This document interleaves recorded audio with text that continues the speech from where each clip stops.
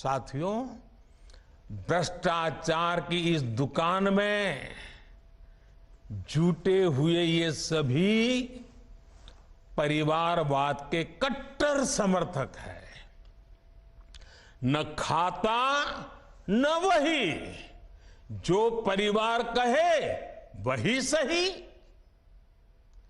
लोकतंत्र के लिए कहा जाता है of the people, by the people, for the people. लेकिन इन परिवारवादियों का मंत्र है of the family, by the family, for the family. Family first, nation nothing. इन लोगों का मोटो है, इनकी यही प्रेरणा है। ये लोग देश के लोकतंत्र को, देश के संविधान को अपना बंधक बनाना चाहते हैं। इनके लिए मैं यही कहना चाहूंगा, नफरत है, नफरत है, घोटाले हैं, नफरत है, घोटाले हैं, तुष्टीकरण है, मन काले हैं। नफरत है, घोटाले हैं, तुष्टीकरण है, मन काले हैं। परिवारवाद की आग के दशकों से देश हवाले हैं।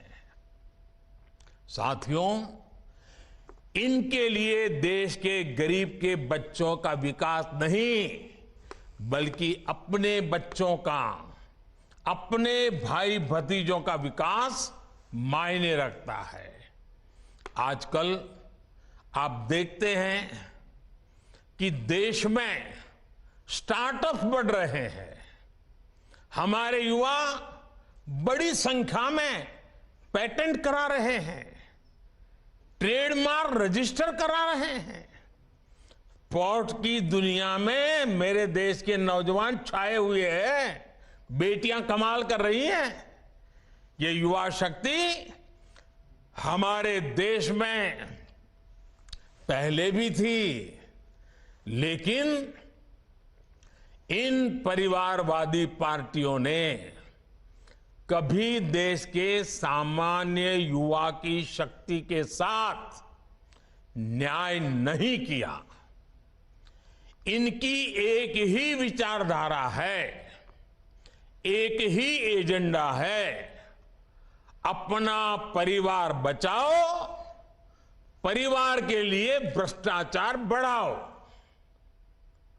इनका कॉमन मिनिमम प्रोग्राम है देश का विकास रोकना, अपने कुशासन पर पर्दा डालना और अपने भ्रष्टाचार के विरुद्ध कार्रवाई को रोकना।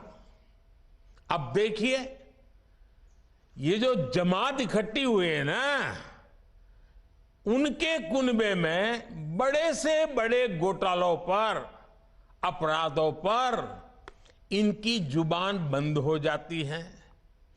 जब किसी एक राज्य में इनके कुशासन की पोल खुलती है, तो दूसरे राज्यों के ये लोग फौरन उसके बचाव में तर्क देने लगते हैं। कहीं बाढ़ घोटाला होता है, किसी का अपहरण होता है, तो कुनबे के सारे लोग सबसे पहले चुप हो जाते हैं। आपने देखा है कि कुछ दिन पहले ही पश्चिम बंगाल में पंचायत चुनाव हुए, वहां सरेआम हिंसा हुई, लगातार खून खराबा हो रहा है। इस पर भी इन सब की बोलती बंद है। कांग्रेस के, लेफ्ट के अपने कार्यकर्ता वहां खुद को बचाने की गुहार लगा रहे हैं, लेकिन कांग्रेस और लेफ्ट के नेताओं ने अपने स्वार्थ में अपने कार्यकर्ताओं को भी मरने के लिए छोड़ दिया है। राजस्थान में बेटियों से अत्याचार हो या परीक्षाओं के पेपर लीक हो रहे हो, इन्हें कुछ दिखाई नहीं देता। परिवर्तन की बातें करके जनता से विश्वासघात करने वाले जब करोड़ों का शराब घोटाला करते हैं तो ये कुनबा फिर उन्हें कवर देने लग जाता है।